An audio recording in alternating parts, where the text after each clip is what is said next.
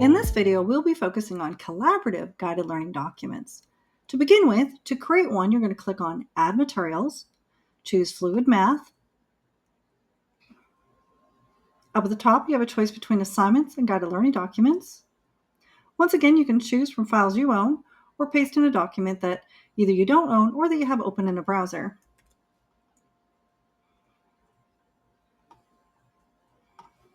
Control-V will paste it in. Collaborative learning documents are different from individual learning documents. Individual means everybody gets their own copy. Collaborative means your students will join you on the same document while you provide instruction.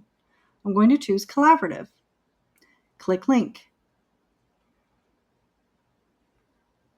Now I need to set up my teaching documents. I'll click on the link and open it. If I am going to have the entire class join me on the same group, then I will only need one copy. Generally speaking, you will likely want multiple copies of this collaborative document so your students can be in smaller groups. So I'm just going to begin by calling this group 1. Click plus. Change this to group 2. And group 3, and so on. Once again, I do have a base document. I don't have any student documents that are going to be listed here because my students won't have separate documents from mine. Everybody will be in the same document. Let's see how this looks in the student view. As a student, I will open my document. My teacher will tell me which group to join. I will join the group 2. Once again, I'll open it in a new tab, clicking on the 3 dots, and then open this document in a new tab so I have more room to write. If the page sorter is open, I will go ahead and close it as well.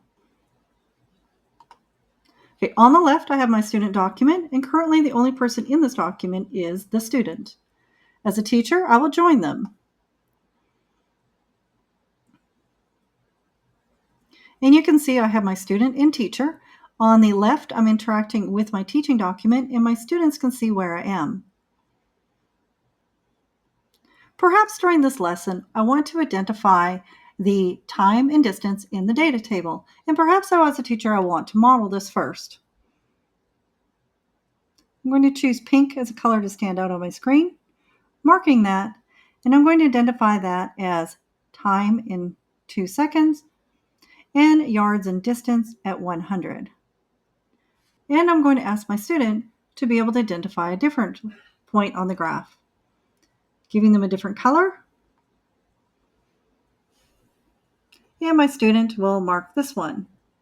Notice that it marks on both documents. In this case, they have 7, and you can see that my marking is occurring on the other screen as well. So as a teacher, I can see what my students are doing.